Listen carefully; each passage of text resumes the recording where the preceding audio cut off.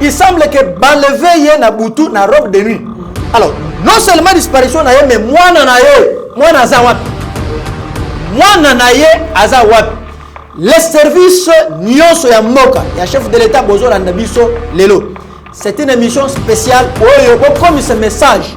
Et puis, vous savez bien, vous dénoncer bino. L'être humain est sacré, il a droit à une protection. C'est constitutionnel. La protection est cause à la sélectionnité. Bisika Oyo, Sylvie, Madame Sylvie Sifa, na mwana bazali, poti sikobino bolobi na parquet à grande licence à Gombe. Aza kunate. Ah bon? Aza kunate. Toluki kuna azate. Azate, nous sommes en train de lancer un message. Naba service nyons, ezala service de sécurité à chef de l'État, ezala nyons ba service intelligent, ezala la police, ezala boyoka cri ya Sergili, boluka jusqu'au point ya ko détecter bisika Madame Sylvie Sifa na mwana na ye bazali. Lelo bazali au pouvoir, bazali na commande, justice bango ne ba komina. Chef de l'État azo dominer Syrie. Armée bango. Yebisanga lisusu. Bazo sou milice on s'est créé na Kingabua. Comment les bateaux sont capables de faire ça? Ba montaka wa scénario bateau FCC. Il faut bien avoir 12 mais je vous donne une bonne information, une information fiable. Il faut bien rectifier, baza 12 parlementaires. Bazo sala na coup théâtral na bango. Les théâtre de chez nous. Au moins temps on organise épisode théâtral. Ce qui au côté pour la province pour que épisode doit neba. Ndelo bazo sala wana. Toti ne langa personne ne langa bosa ba marche de santé bazana vacances parlementaires au lieu ba kitana ba base na bango ba kende ko récolter ba difficulté ya ba base na bango bazo sala o bazo sala wana ça ne passera pas.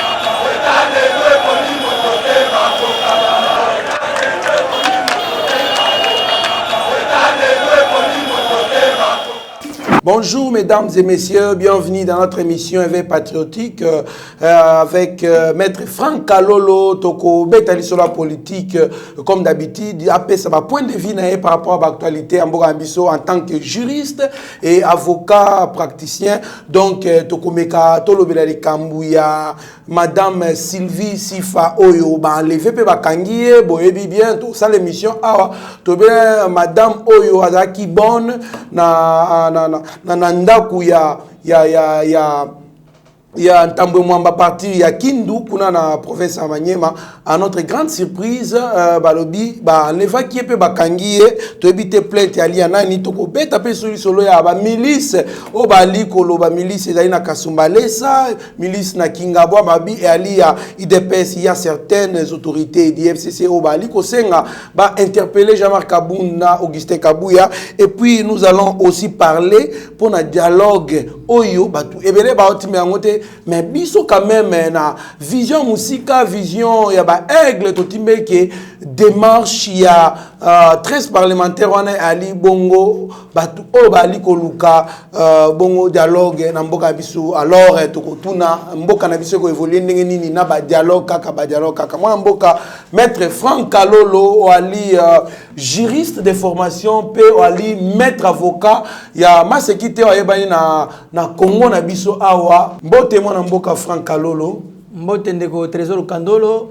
mbote n'équipe mobimba ya Eba TV mbote na ba téléspectateurs nyons o bazolanda biso na mokili mobimba mbote kuna na masini na ndeko Steve Konde. Merci beaucoup mwana mboka Franck Kalolo toali na début émission na biso comme d'habitude au bandakanano na moi question mo boye ya ba notion juridique o créé à Cabazon d'ombre na mitu ya ba congolais belé bisika bazwami et puis Tomé Kempe kozwa par rapport à connaissance au boali nango bo expliquer biso pour te comprendre ndenge la fois passée au pesa ki bongo éclaircissement sur offense na outrage. Alors les lots to trier momoko oyo et quand ça peut confusion en mito batu baye la kanini et ali bongo détournement ou dissipation de biens des enfants. Moi bon Franck Kalolo alina maloba o expliquer balandi eba TV et la kisi nini. Bien, merci. Détournement ou dissipation des biens appartenant aux enfants, ezali infraction oyo to ko retrouver en l'article 168. Il y a loi portant protection pour enfants. Ezali infraction, ezali bazwaka ngo po sécuriser ka b'intérêt ya bana. Parce que peine nango ezali de 2 ans à 5 ans. Pourquoi le législateur azwaka disposition wana pour sécuriser? Au moins mingi na mboka na biso soki papa akufi. Abotaki atana basi 4 5 6 ban to basi mibale. Ata ban wana bazaki reconnu du vivant ya décus ya défunt. Okomona ke moment ya partage ya biloko discrimination et yaka ekota. Omona bena ba famille mususu papa akufi to mama akufi atiki biloko avant même ba fongole sa succession ba identifier ba bien nyos o muwe atiki pour na ko désigner liquidateur o ya ko représenter succession agir pour les comptes ya bande konyo so parce que au moni liquidateur as un simple gérant moni bisika succession ta muwe akufi c'est ordre ezala ba identifier ba biloko na ye mais mabota mususu komona batali kaka o aza yaya muwe o petit frère na ye o noko na ye ba kaboli ba biloko nyo so wana au détriment ya bana ata abalaki basi wana ti oh eza infraction. Les enfants là bazali répéter kozala ba héritier à première catégorie bande ko ya muwe o ya kufi soki azali petit frère na bango soki azali leki na bango soki azali mwana na bango ba ye na deuxième catégorie o to ba héritier à deuxième catégorie mais au moins ba dominer sur ban à un moment ba cause biloko nyonso ba bosani ban. Alors ce qui dossier à bongo et communauté et pas na biso na centre na biso to défendre ban batu nyonso wana ezala basi o babotaki abote na mobali mais mobali wana akufi atiki biloko babotoli azu eloko moko te afunda bango akoya mwasi wana ta babala ki ete akofunda bango pour les comptes ya mwana to bana o babotaki na muwe bazana droit yango moni sikoyo article 168 il y a loi portant protection de l'enfant ezali ko réprimer mutu nyonso tu ozala membre ya famille ozala mwasi ozala mobile ozala leki ozala mama soki mutu akufi atiki biloko na ye ata bana abalaki ba mama na bango te baza ba héritier soki bazali reconnu du vivant ya de fait na ba o babotomi dans le mariage na ba botomi hors mariage tous bazo former ba héritier à première catégorie soki basi moko bazali ko subir discrimination ndenge wana baya na centre na biso na Sergili to ko défendre l'intérêt na bango. Moi mboka Franck Kalolo okiko o expliquer so poto yoki ali ko tanga mingi ba héritier à première catégorie oki o tanga na biso ba héritier deuxième catégorie ba banane. Bien, ba héritier à première catégorie ezana no bana oyo moye atiki. Mais ce que deuxième catégorie ezali bande ko ya moye. Tozui baleki na ye, ba cousin na ye, ba maman na ye, papa na ye. Bazali na deuxième catégorie. Siko soki moye par exemple akufi abotite ba retrouver pe baboti na ye te. Ozo comprendre. Alors azaki ata na camarade na ye. Ozo comprendre. Ye pe ko yiko hériter biloko na ye. À quoi hériter pe biloko na ye. Siko maman moi si la défunte. Oui. A se retrouver na 4e catégorie. Bon, au moni ye azali soki atika na bomwe. Ba ben ngo conjoint survivante. Ozo comprendre. Ye pe na kati ya partage o ya bana première catégorie wana azana pourcentage na ye. Siko totala lo lenga basaki mariage na bango. Basaki mariage ozaki mariage civil reconnu ba enregistré que mon abuko à l'état to basuka na coutumier. Donc on va bengi régime eza na français. Lo lenga siko basaleli nde na lingala. To basalaki photo basuki régime nini oyo basalaki. Ozo comprendre. Ata basalaki communautaire de bien, ata séparation de bien. Mais faut ce que total nanu. catégorie nini yo bazalaki. Est-ce que mariage wana l'état ayebaki yango? Mariage wana esukaki kaka na famille toté. Donc azana pourcentage na ye. Ezala babali coutumièrement. Moi pourcentage na ye. Moi mboka Franck Kalolo avant to clore na dossier juridique et ali na maman moko abenga biso à partir à Canada, c'est pas important tant comme on a été à lobby hier azaki na voisin na ye awa avant à voyager à kene na libana mboka atika ki buka lupango na mboka ya voisin na ye. Alors après avoir kotika buka lupango akei à un certain moment connaître ma difficulté belé pour quoi akena na il paraît na Russie, alors il fallait à côté à Europe occidentale à connaître ma problème et belé à yebisi voisin na teka lupango. Ce qui va coûter na mutu na commissionnaire va fixer prix à côté en comptant na mutanya somba po ba clore makam. Mais à sa grande surprise à moni mutuana ateki mamo pa tindelega mbongo $23,000. Alors maman na bi par rapport au pang nae, et au pang moi qui place moi mbongo ebele. Alors mécanisme ni na ko sala po à récupérer le pang nae wana. Bien que atika ki buka le pang. Bien, il se pose un problème na mutuna oi. Premièrement, côté que beaucoup le pang on a maboko voisin a saleli confiance selon par rapport au bazaki nango na voisin nae. Ça c'est de 1. De 2. Est-ce que asuka ki ka côté ka beaucoup le pang ou bien après ça qui est procuration? Mandat moko ya kolobake na tikeli yo mais otika la côté que la ngai. Ça aussi c'est un élément. Il faut maman on peut comprendre ailleurs. Est-ce que après ça qui est procuration? Procuration c'est ça qui était. Voilà, c'est ça le problème. Soit qui va pesi yo mikanda au simba et que va pesi yo procuration te ya côté que mandat ya côté ka yo côté que verbal. Ah, il sait quand même ateka. Non, il y a un problème, c'est que je dis. Or, au moins droit congolais difficulté na moi droit écrit. Il faut pas preuve et ça là. Vous comprendre. Ce qui après ça qui est que asimba ateka na ba convention na bango. Attention que ça qui verbal. Mais avant vente et seulement et c'est là à consulter au préalable. Ah bien non voilà maman otikela kingai le pango na yo pona teka. Mais na zui mutu. Mutu ngo azo proposer ngai montant boye.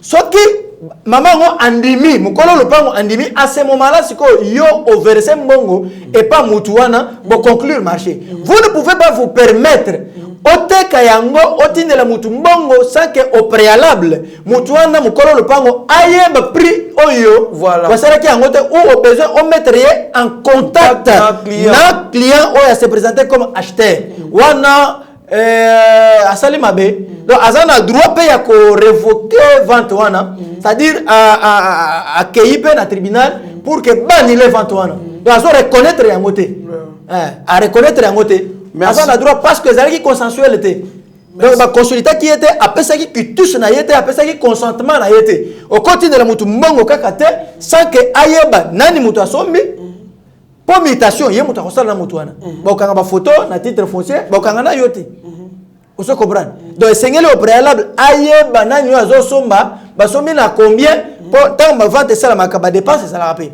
ba commissionnaire ba ko retirer pour ça na bango na ba bureau de quartier au sala il y aura aussi d'autres frais connexes voilà au sala wana alors eko bima wapi et sengeli pe muteki mukolo le pango ayo kana acheter donc mutu na mutu azo ba frais na ye o akoki kozo donc il fallait vendre à la consensuelle mais le lingue vente à qui consensuelle te mama ozana droit ya ko saisir tribunal pour na annulation ya vente wana. Merci beaucoup, moi Namboka Franck Kalolo. Toi, ali ko continuer bongo to koti siko na actualité na biso moi Namboka Franck Kalolo Sylvie Sifa madame oyo auteko bimana média ebele awa pona ko lobandenge azalaki sujet ya engrossement par son patron Oyo azaki bongo Alexis Ntambo Mwamba selon les idées la maman alors maman na ayaki na Kishasa muto afutela ki transport ou ça billet ya transport c'était Alexis Ntambo Mwamba comme akomi awa a tia na famille na ye après à subir torture ou taki côté à la femme légale de monsieur Alexis Ntambo Mwamba mais à notre grande surprise tout zoyoka ke maman na après sortie médiatique na wana Ntambo Mwamba zaki libanda mboka ba kangaki lobby wana ba kangiye ba mimi na parquet ya tribunal ya grande instance réaction na ya ndenge pendant que tu es bi kaza pe cliente na bino. Omoni, c'est triste parce que ministre de l'Intérieur azali na makoki ya ko assurer protection ba congolais nyonso na ba service na bango. Nous demandons l'implication personnelle du chef de l'État. Wazali grand ya ba institution nyonso pona likamo ya mwana mwasi oyo Sylvie Sifa. Pourquoi implication totale et personnelle du chef de l'État? Parce que batu o bazali fort, bazo dominer sur le faible.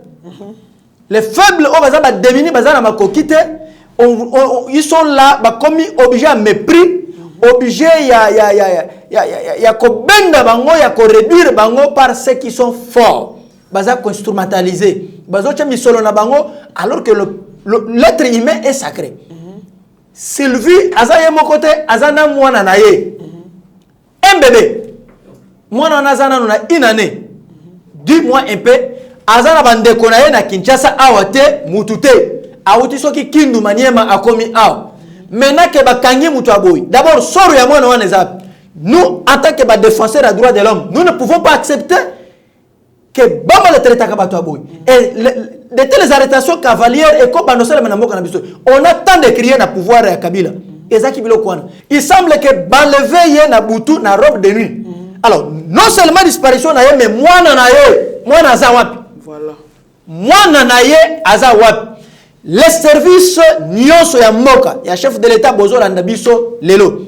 C'est une émission spéciale où il y a comme ce message. Et puis, vous savez bien te dénoncer bino. L'être humain est sacré, il a droit à une protection. C'est constitutionnel. La protection est cause de la sélectionnité. Bisika Oyo, Sylvie, Madame Sylvie Sifa, na mwana bazali, poti sikobino bolobi na parquet à grande naissance à Gombe. Aza kunate. Ah bon? Aza kunate. Toluki kuna azate. Azate, nous sommes en train de lancer un message. Naba service news, ezala service de sécurité à chef de l'État, ezala news ba service intelligent, ezala la police, ezala boyoka cri ya Sergili, boluka jusqu'au point ya ko détecter bisika Madame Sylvie Sifa na mwana na ye bazali. L'arrestation est cause de la cavalièreté. Il y a une procédure pour arrêter quelqu'un. Et il faut toyeba plaignant azanan. Depuis que le dossier est bandit na Tamemwamba. C'est un dossier sous réserve parce que jusque-là, il fallait qu'il y ait assigné en justice pour que moi ça senga ki kaka aden. Pour balobi azali ndeko Tamemwamba, azali papa mwana wana te.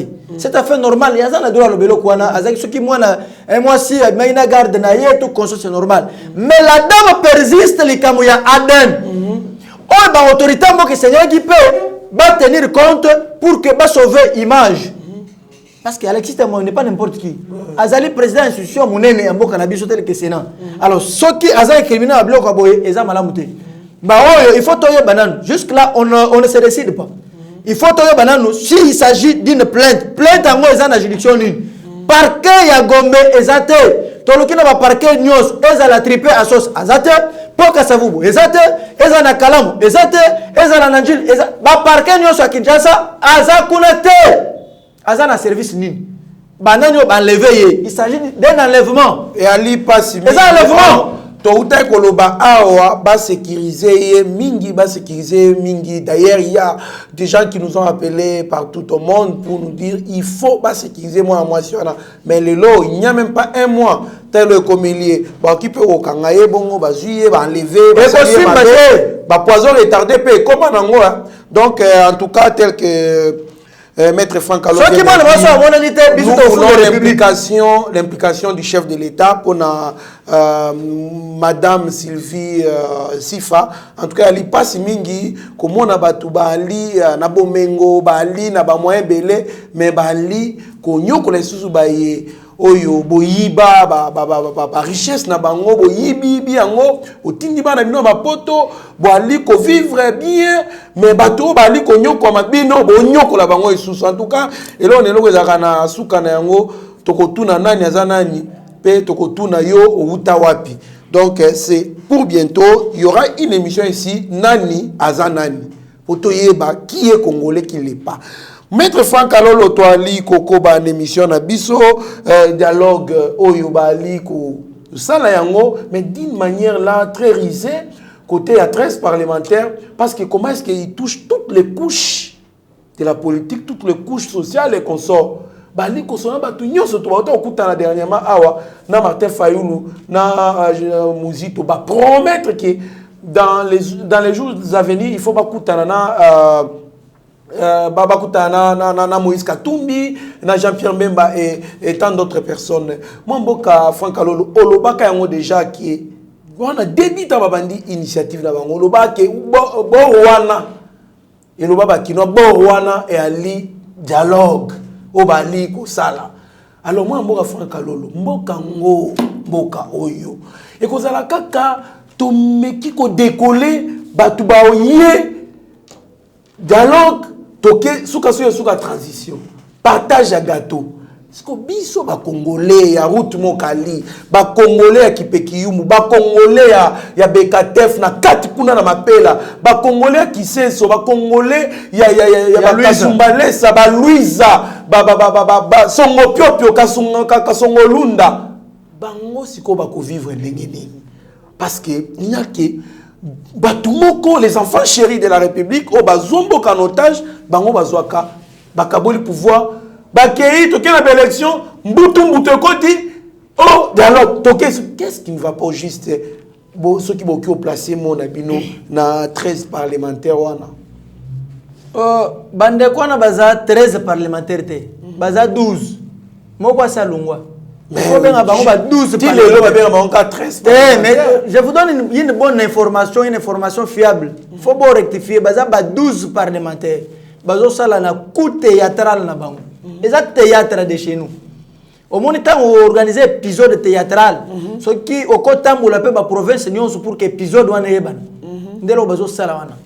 Toti ne langa personne ne langa bosa ba marche de santé bazana vacances parlementaires au lieu ba kitana ba base na bango ba kende ko récolter ba difficulté ya ba base na bango bazo sala o bazo sala wana ça ne passera pas. Et ça vanti mais déjà va avancer na pona ba avancer na ba voyage ba avancer na ba voyage na ba déplacement ba avancer na locomoteur ba avancer na locomoteur na ba déplacement oui na ba voyage oui. Na ba réunion na bango oui, mais ça ne produira rien. Et ça sans et nul le fait. Et ça le monte. Imaginez-vous le au monde ma comme élection bato on dirait bazo bossa mission na bango. Ba bengi ba 12 parlementaires. Baza na terrain na bango ya football ni sengel ba bête balle et ça parlement. Perchoir les akuna. C'est comme biso ba avocat. Bisika to bête ndembo bien ça devant les cours des tribunaux. Beaucoup d'avocats ont fait na balabala te bangonde ozomonana baza ba messager ya FCC tika boy mais la même bato policier so baza kuna te banani namoni nani honorable Délice Sang honorable Claudel Lubaya yoka Délice Sang c'est mon frère de même coin tous nous sommes de Louise ya za na opposition te ah tika boy te apesa voilà enfant chéra bana Louisa mais je suis de Louise non mais oui que c'est on a enfant chéra bana Louisa l'unique député est là l'unique député on Chilumbai na to keno seba kapana ma prof Chilumbai il a des schémas de Mbambai oh mais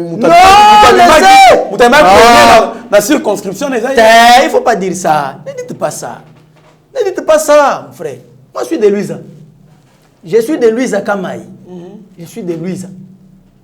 Hein? Donc, c'est mon frère. On parle même patois, même dialecte. Donc, prof Chilumbaï n'en parle même pas. Même secteur, même tout. Donc, il ne faut pas parler Babilo comme sous une déconnaille. Il y a une opposition, il y a une bavi et opposition. Après ça, bavi. Il y a opposition. N'a pas ce cas exemple. N'a pas ce exemple. Babandi tango élection il y a 2018 et bandaki. On m'a dit position na bango. Position na bango la muka. On m'a dit baye la position na bango la muka baye nango. G7. Tango to zui vol biso to kisi na kana poto ko battre campagne pour na sa candidat. To kitika boye pa na Claude Lomba to zaki avion moko. To kota avion mona bango. Kaka ko kitika boye pa na terrain ba changer discours. Puisque la population va voilà, je vous dis. Ils sont témoins, je l'ai dit. J'assume c'est mon frère d'un même coin. Il est de Louisa, je suis de Louisa. Hein? Je suis de Louisa. Je connais sa famille. Il est de Louisa. Et professeur Chilumbaï.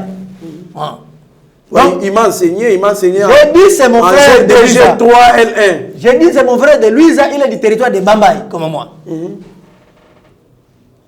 Voilà. Tant que Bazaki Batou, n'a pas un exemple, même si Bazan a position T. Tolumwe Awa, en 2018. Awa Bazaki, la Mouka, élection de la machine à voter. Tozu vol Moko, Tokitika na Kanangaboye, pas discours échangé. Pour le que terrain, Bakaywan n'a ce que la Mamouachi Sekedite, on les kate. Ah, Tikaboué. Oh, il faut qu'un leader. Nazo Bisayo, Nazo Biso, Nakasai Sokyo Ye. Na leader Tshisekedi Etienne Wamulumba te parce que na bakoko na mboka oya mona yete ayibiso kama mwa Tshisekedi kaka to komika na aéroport boye pa ba militaire na bango ba ye ba changer discours bo soutenir Félix Tshisekedi candidat et sanga ba tona position bazana. Oh, mais balobi bien. Non, pour ça, na Kinshasa a une position mais quand même. Donc comme il a changé pour soutenir Martin Fayulu. Yoka. Bazaki Batouana, Bazaki Lamuka. Oui. Position Lamuka, vous soutenez Martin Fayulu. Et on se la position. Quand vous êtes Lamuka, c'est que vous êtes un candidat Nabino, il y a Lamuka. L'inconstance politique. L'inconstance politique. Tant que vous êtes un candidat Nabino, et ça comme tu peux perdre. Na ba FCC. Ba soutenir qui Chadari ba kena ye tina souka. Chadari azuite. Vous comprenez? Azo quitté mais ba lungote ba zaka na ye. C'est ça loyauté ngona. Mais bango na Kinshasa ba soutenir Martin Fayulu. To comme na kana ba changer. Pour ngana ye direction moko Louise. Ozo pour maete pour la concurrent na yo. Te yone so. Pour maé pour la chance électorale prochaine. On va nous évaluer. Nabomite. Nazolo ba oizali réel. La lingi tozala la constance bimi échec. Ngana nga bakata ngai. Mais nandimi obima. Ongana bima. Est-ce que tu peux t'imaginer mon procès nazana habilité nyos. Ah maître frère. Yo va expliquer yo. Mais ngai nazana ba fiche na ngai. Ba voix ongana zwaki. 8285 voix. Mais un député moko azana na 850 voix abimi député. Mais qui chasse circonscription dans nombre d'électeurs. Non, même pas ça papa. Nazo bisayo, nazo biso. On le quoi c'est wana. Eza basaki stratégie ba bandi. Donc nous avons député. Des catcheurs politiques. Nous avons député. Naza député parce que par rapport il y a ma voix. Oui. Par rapport à ma voix. Honorable. Mais non, naza honorable ti. Naza honorable ti. Basi bakatanga naza respectueux ya ba institution de la République. Na koki kolobate o basi bakatanga. Ozo nanga soki na sala bango nini? Nanga sala biloko wana basala bavatiro na bakalamba. Ozo comprendre? Kalamba ouais, IDPS. Oh. Reporter, oui, il y a IDPS. Il y a IDPS allié. Te ya zala sur la IDPS ba bengana ya. Te kasi IDPS allié ba kota na parlement papa Etienne apeksa bango. Te bango ba bengana ka. Ouais, comme référence peut-être. Ya za su allié. Référence na kala. Ba to ba soutenir ka Sami Badi banga. Ozo comprendre. Ba sale ba biloko wana. Vote ezaki na ba téléphone, Kinshasa so pèse d'injonction. Kinshasa so pèse d'injonction. Ça veut chez moi c'est un coin Moussou se fermé. Alors il faut prendre des motos, un moment de vélo, moi ba Rousseau examine. Ba rivière à mi pas côté moko na Evariste Bouchab professeur. Bouchab ya na mweke aw. Ngana za côté Moussou. Ngana za na kasa. Ngana côté ni côté ilego. Il est bon de ba Bouchab côté Moussou. Vous savez l'émission pour la démembrement na l'accès bisinga na van. Ngana za na centre à RDC. Na centre à RDC. Ah bon. Centre ya RDC. Et bon différence entre Moutana centre Moutaza Adam Panzi. Est-ce qu'il faut tout créer là, on peut problème? Oui, c'est bien. Même si c'est oui, allez-y, vous avez la parole. Centre RDC. Voilà. Merci beaucoup. Na lobby naza congolais mais na centre. Na se situé ici na centre RDC. Mon carte RDC na centre. Donc oyebo kotinga na kati. Voilà. Na bando le bisoli kamoya constance politique. Ba vantiro bazo sala wana bato ba 12 wana simbati. Na yeso a formule moko, il y a des listes sanga na lubai. Aya ba soutenir Martin Fayulu. Tokiti na kananga ba changer version. Ba bandi Tshisekedi. Au monde ba jana bango. Pas ba kena. Bazana instable politiquement. On n'a pas des hommes d'état au Congo. Bato so munyoso. Comment yoko bon wana na seconde? Au bon wana na seconde. Kinshasa opesi formule mususu na Kasai opesi couleur mususu. Mais dis-moi. Ou bien une stratégie, Tony. Donc il y a une stratégie pour ba élire. Ah oui, mais c'est ça. Ce qui baya kanabilo ko na mawo biso toye, to soutenir Martin Fayulu. Mais on va voter. À l'autre côté. Ah. Et l'autre côté, na bi Martin Fayulu na Kasai. Na lui c'est pas na biso na motabi. Martin Fayulu ba bi atana lui c'est pas na biso. Bayebi et bon tu sais que tu bayebi bayebeli wapi oh bayebi ne papa na bango nalo mais il a bénéficié na grâce à tatane comment on a papa et va profiter le quoi là biso no sotant to beno so campagne on a pas obété fichier haïtien pour hier Félix peut azaki candidat netinga wala azaki na président chef de l'état 2018 kaka awa azaki candidat numéro 101 ya seni côté na nino vérifier pour me ça le vérifier mi 101 omona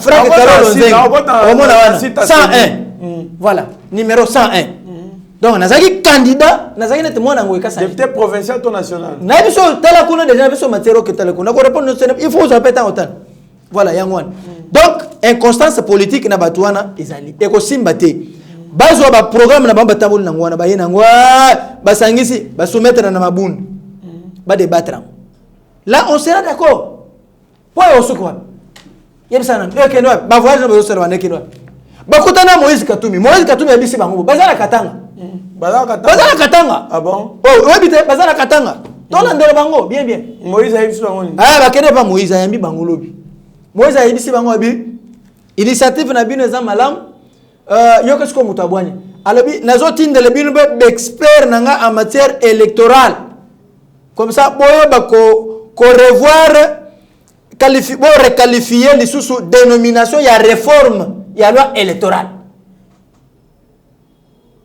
voyez-vous il s'est réservé voilà un homme d'état assez réservé alobi initiative na bino za malam parce que ba voyager ba avion ba ke hôtel bango omoni pe depuis otaki exil ayambaki na 12 personnes te yambala mo oti Kinshasa ayambi bango eza malamu parce que boye na yambi bino mais na otinde le bino expert nanga en matière électorale il assemble pour la République et le parti assemble pour le changement chose là parti na yewan comme ça bo solo na bango ba opé cette dénomination ba ko requalifier appellation mususu oh il y a réforme électorale. Moi namboka Franck Alo toi de continuer au bien Simbate mais totana nous démarche en soki ekosuka raison voilà moi namboka Franck Alo ba bengi biso ba lobby en tout cas et ali pas si mingi ko tala makambu o ali ko le kanamboka il paraît que milice moko ezali créé na Kingabwa et puis mususu ezaki na Kasumbalesa ya batu ya IDPS mutu ba créer milice wana puisque ba kuti ba drapeau ya IDPS wana et puis ba sa makamnyo surtout wana na kombo ya IDPS omoni eloko a liboso na zape na IDPS te mais eloko nanu eza liboso esengeli ministre de l'intérieur alongola général Kasongo. Général Kassongo, il faut alungwa. Pour azoko kate. Ah bon? C'est lui qui est censé être commandant ville province de Kinshasa. Bisognon surtout, il faut une protection ko utanaye. Ces services doivent assurer la sécurité des Kinois et Kinois. Ah. mais soki mikolo nyonso kuluna eza ko bakisama ezo bakisama évolution ezate au lieu ba réduire ba traquer bango mais ezo bakisama la conséquence c'est quoi pas longolo ya zo ko côté bacha muto sa compétent o ya ko permettre ko sécuriser ba congolais nyonso surtout pe ba kinois en particulier wana de 1 de 2 omoni tozana mboka moko oyo théâtre ya trop FCC na cache ba yoka la raté ba osala ça wana c'est connu de tous voilà baza capable ba to FCC ba zui omoni ba drapeau les drapeaux il y a IDPS ba fabriquer partout ya ka logo ba cyber eza partout maji touch eza wa côté muso okea ka boye ozui caché wana ba betelio ovandi nango ba comme ça la eyoma au nom et pour le compte il y a IDPS alors que oui ça c'est de 1 ça il faut prendre cette information sous réserve est-ce que IDPS a milité pendant plus de 36 ans namboka oyo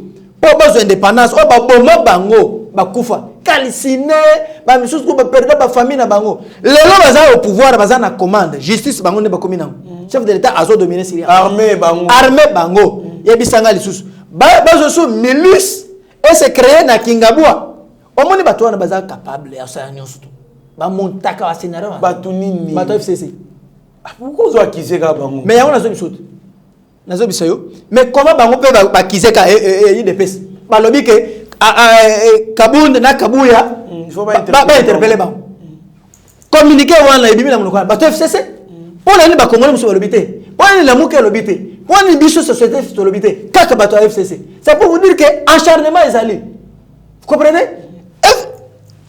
il faut identifier concession wana nano ba milice bazali eza ya nani pas bato FCC ba so ba concession mingi bazana mbongo ebele ba détourna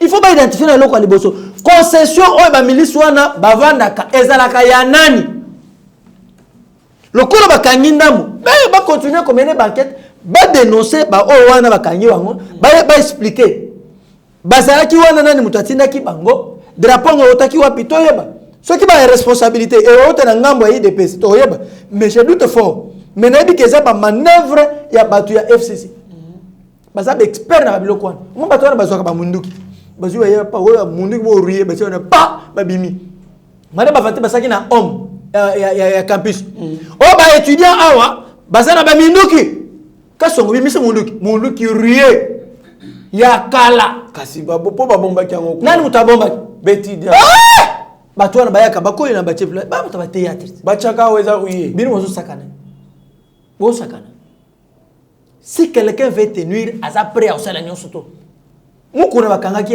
na dossier théâtral parce que mutu aza na besoin nuire yo awo monter le mot fantaisiste donc mais biso sergili to sengi ba traquer ba incivique wana ce sont des inciviques ba traquer bango Jera kasongo tinda batu na en attendant des missions na yo mais tinda na batu ke no traquer ba civique wana bakanga bango tout et puis ba hauteur ba responsable intellectuel ba répondre na ba acte na bango boko ba no sécuriser biso ba na ebi ba so sécuriser biso ça partout sécurité alors mais quand on ton téléphone à moi makati commandant ya ville ya azawana bapesaka ba prix à 25 000 francs on a ba cash et s'il y a depuis to combien moi ba Franck Kalolo tema to ali ko ba milice ku na Kinshasa mwana mboka Franck Kalolo na bachangu kuna donc ali pasi bali ko botola na moi makasi donc général kaso onenga zana a se déguiser ala takalo kwa mutunyo surtout alongoli teni akitaka aneta otambo na veni mobo kuna je vous dis téléphone aye akolela yango puisque bali ko bimana ba machette ba ko kata ba tupe ba botolio nyonso donc et commis lokola donc kuna bandeko o ba kuna bali na insécurité makasi à part wana wa hypothèse ali boso ne bali ko botola na kata ba veni mais et ali lisusu na moment o mbula ali ko beta to ali to kota na saison de pluie je vous dis moi na mboka Franck Kalolo komeka te mbula ali ko beta à moins que tema yo za no véhiculer o kita na arrêt à partir kaka ya zwakaka banaka kimbuta kita tikinga sani ko kita na arrêt so kiti na arrêt quand ngo kita ba weli yo ba ko botolo nyos en pleine mbula Et ce sont des petits de 16 ans, 17 ans, 18 ans, 19 ans, qui sont en Cambouane.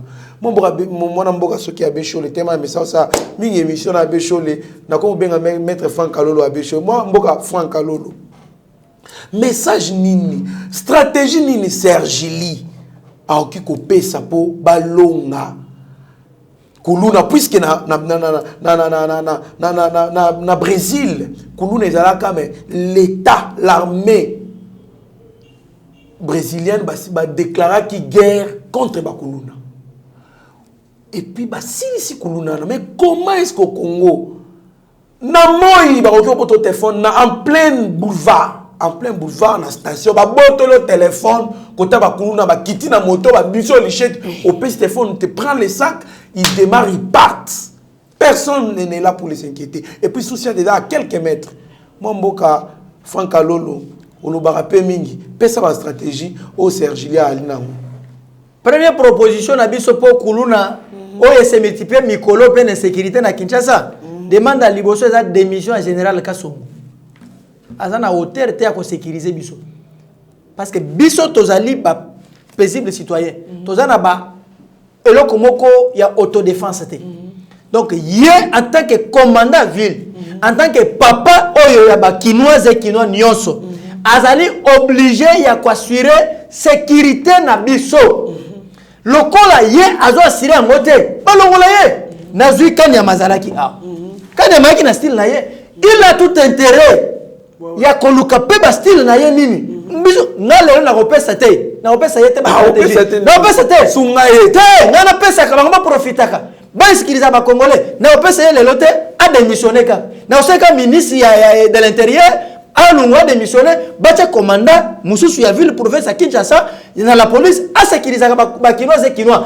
parce que papa c'est ça normal et ça anormal qui que vous soyez il faut que babrita bana wana bazo mela diamba ere nyo surtout bazo quartier o na quartier avenue na avenue bazo bituma bu société za pas comme ko ba seli bango shikata na yoki ba pekisi shikata ngo babi c'est presque ezali presque drogue shikata wana bazo mela ngo heureusement ba pekisa ngo ba omeleza ba mela ngo lokwa cigarette ba mususu ezali bazo chango na ba coin o mususu société za wana bana wana baye beti mwa angara na bango ekalawa bachango bazo chango na mwa mulangi mwa mulaibo babimisi des tiges bazo benda ngo na film shikata bazo benda ngo ovi et aux yeux de tout le monde au moins biloko zana Kasongo a démissionné le na opese ba stratégie te pour la sécurité parce que to beleli mingi ye azo comprendre te biso to comme une sécurité il faut a démissionner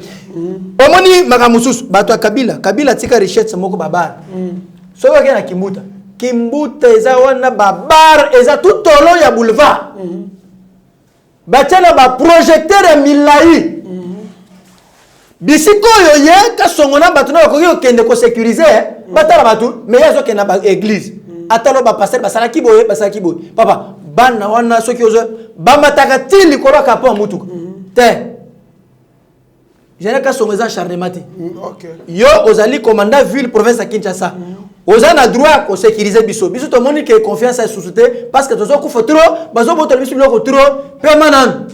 Merci beaucoup. Tout ça ici basim blanche trop surtout na machine ya lina jeune moko na rota kombo na été pour na insécurité na ngai. En tout cas kuna c'est lui qui fait la loi. Bakonzi bota élection le Cambo jour Martin Fayulu ayaki c'était la jungle. Je regrette beaucoup maman moi qui na moi na ye bébé à 3 mois. Maman wana ba obende sac ezaki na 500 000 francs kota ba kuluna o bazaki na cortège ya Martin Fayulu bazaki ko bato ba ya bazaki wana maman a parvenir kotika mwana ba na makadam pour sac ne qui n'était mais ba kuluna ba sac ba kenango en tout cas c'était la jungle ba fouiller ba truc ba moto na mituka ba mata mutuka ba kiti mutu ba ndoko sima bon na poche en tout cas c'était la jungle en tout cas. Je ne sais pas si c'est le colonel bienvenu na Tchangou, colonel bienvenu na Ebité, ce colonel to général bienvenu, botal les labiso insécurité na Tchangou. Non, trop, c'est trop. Tchangou na insécurité makasi. Va commencer à neni na ba tout au long du boulevard, ba tche ba moto na presse. bazola de la mouvement ba tout bana ba so moi ka mutu moko asisi komela alinya kota na veni ba démarrer moto ba kota veni su ba koti na tunnel ba bimi ba kyoze liboso Vraiment. ba telemi loko ba telemi boso le pont comme si les gens qui vivent là ba telemi boso le pont net ba to beta masolo na le pont na bango tant koya ko se retrouver na kati na bango moko na lichette liboso musu na sima bazu et puis je vous dis il y a un ami victime au Rochaka Mabo Likolo on prend tout. Il te donne ne fût que la carte d'électeur. En tout cas, il passe pour l'insécurité comme la Kinshasa. Ce n'est pas normal. Maître Franck Alolo, un mot pour 250 000 francs congolais bali ko imposer. Bano boxala examen d'état na Bandundu. Bazali ko fout sa bango 250 000 francs. Ba parents ba yai kolela il paraît na siège ya IDPS ya kuna baleli makasi or ba konzi ba yabi que là c'est ali au filet ba fouti. Bah frère nyon surtout à part qu'à l'école privée. Mais qu'est-ce qui ne va pas au juste? Bien merci. Ce qui n'a lobby en un mot. Ce qui n'a lobby ministre Bakonga a osalate. Poyepe na bato sekope bali ambongo. A osalati. Na osenga na VPM à charge de l'intérieur. Ça la message na Telegram. Instruisez tous les gouverneurs ya ba province nyos. Bango ba assurer sécurité peut bat veiller sur les montants. Oyo baloba ki bana nyos tout bafuta. S'il y aura os kanga batu nyoswan. C'est une façon de les décourager et de décourager aussi bato PSP. C'est ça, c'est lutter contre la gratuité de l'enseignement. Même ça contre la péché, l'activité de la gratuité. Yango na lobby na lobby na Willy Bakonga akosa la té. Aza muto a FCC. Bango za contre kutu gratuité enseignement et simba. Yango na lobby ministre de l'intérieur parce que ça peine à attribution na yé. Examen d'état c'est pour c'est lundi. Oui, ça la message Telegram. Ça la Telegram. Au tineli ou instruire ba gouverneur Nyon sur la province. Balande là-bas veiller sur ba chef ya établissement. Pour bazali sous tutelle na bango. Ba sécuriser bango batala. Oya komatiseka ba kangiye. Et si le temps ba kangiye ba lekisem na flagrance. Ça va décourager le reste ya batu. Pour le dire que ba pourcentage ya batu c'est copé eza wana. Parce que c'est pas mbaté.